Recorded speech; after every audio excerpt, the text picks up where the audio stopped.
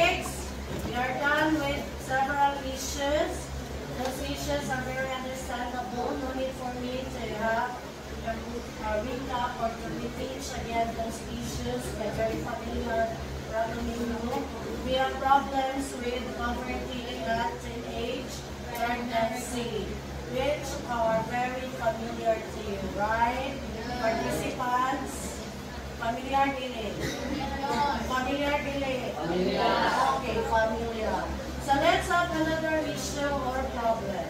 So based on these pictures, now let's analyze these pictures. Abortion? Right now, board, we have off. We have one that does abortion. Oh, Gomez! Lack of education. Why? Why lagi? Lack of education. Why?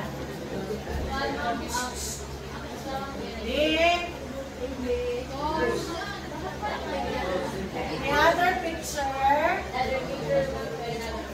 illustrates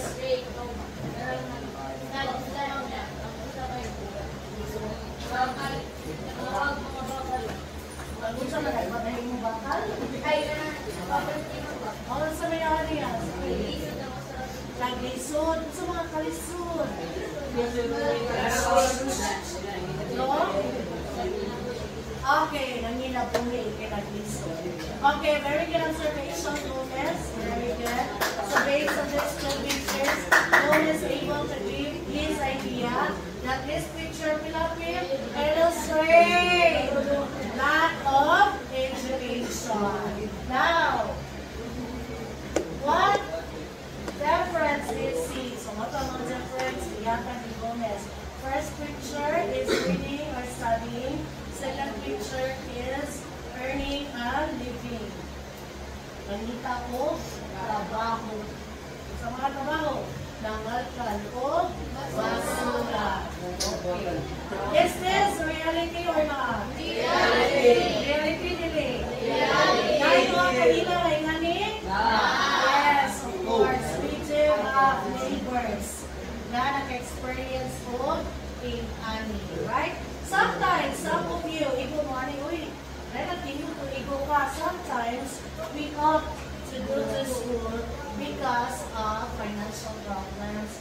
We help our mother sa paglabada.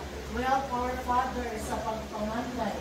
Kaya wala para madali ang trabaho, maka-warta. So, maigo ka, no? Some of you. Lucky to those day, maigo. Yeah. Ikabot sa play, gawin lang, sumaran. Ikabuntag, gawin sa dawas, baho. Fortunate ko silang makasama. So those living in our life, you are still fortunate. Why? Ano mang fortunate mo? Bisan pag dili mo pariya sa iyong classmate na pinigabot na may pagkaon, may batas buntag, may baho, huwag yung problema nga kwarta, wakanan. Ano fortunate mo yapon mo kanina trabaho? Ano man ka? Ano mang fortunate ka? Wala fortunate? Saan na fortunate? O, swerte.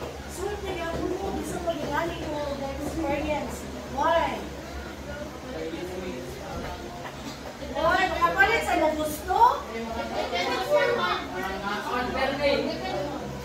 Ha? So majority class, let me clarify. Majority of the children na nanarbaho class, nanarbaho na sila para di ipalit sila pagawin yung gusto. Diba? Nanarbaho sila to buy food, to cater their needs. One ilang rason, but they are still fortunate because of that young age, they are able to know yung mga discovery sa ilang. But not fortunate in terms of education, right? Okay.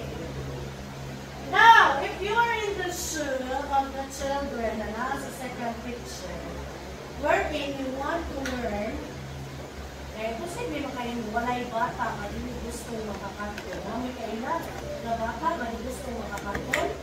Wala. Tanang bata gusto mo eskwela. Ang bang bata nagbugoy-bugoy,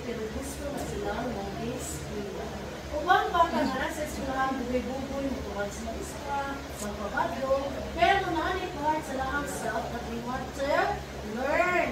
Now, question. If you wanted to learn but didn't have the chance to go to what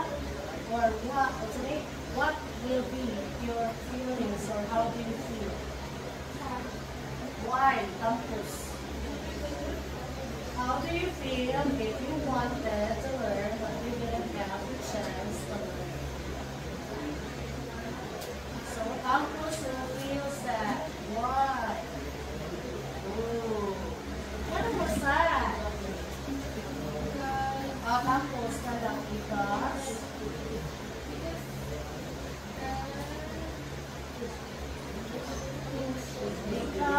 Cosmos. Okay, so, Kinay, because cos, palumos, sumunod. Because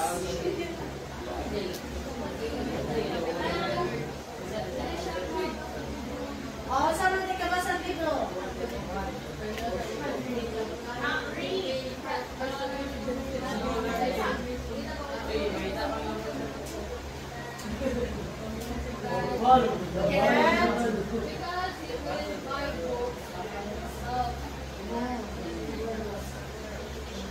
Okay, very good. So she cannot read the books that she wanted to read. Well, because you didn't know how to read. So just sabi ko ato ni mabalik ko magbasa. Magtutok ka kung di ka kamao mo basa. Tutok lang ang kakita ka libro. Almasin, enerhiya.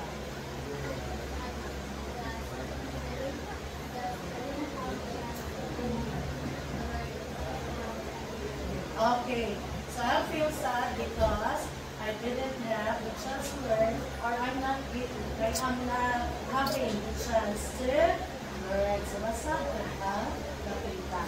Okay, what do you think will happen to people who cannot read or write? Lack of education. Another. What? Lack of discipline. Are you sure? Is education, kung may nag-educated, namin disiplina? Kung wala na ka-eskwela, wala na disiplina? Naing anak, pero hindi nakikukali ka na. O, happy.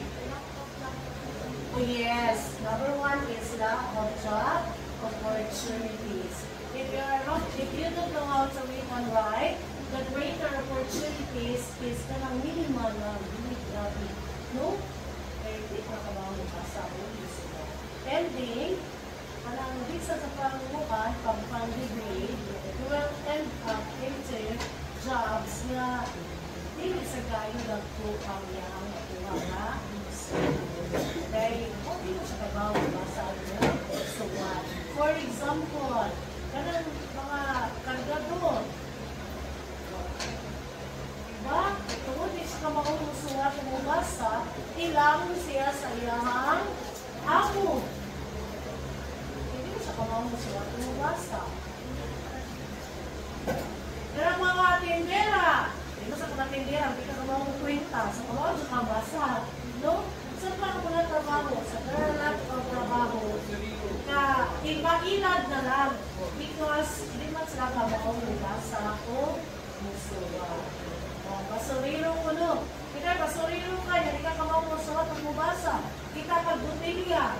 Pero ito ka, okay na, yung toxic dito or poison dito. Hindi ka kamabasa. No. Okay, so let's have an activity class. I have here 5 excerpts. So I want you, if in your group, I want you to read these excerpts and collaborate or ask answers to your group mates. So count 1 to 5. Start with Calvo Maria. Yes, I. 3, 4, 5, 1, 2, 3, 4,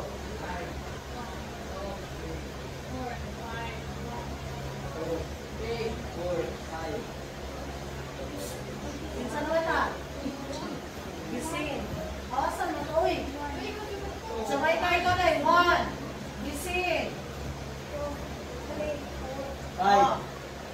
1, 2, 3. Okay, sarap 1. Marog. Marog yun na yung magbupak niya po sa tindahan pa rin mo. Mahal yun eh. Sige, sarap maruan. You pick. 1 answer. Ikaw na tayo. Bimuli kay Pedro. Next, number 2.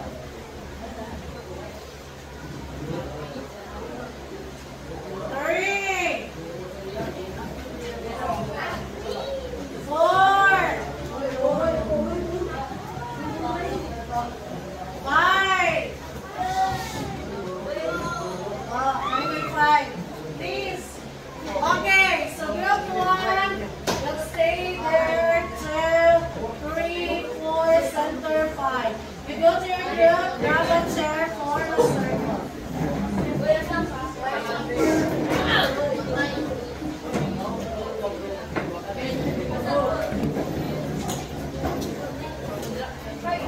Pastor, pinakauli nga maka-form circle, may muli-form ko naman. So,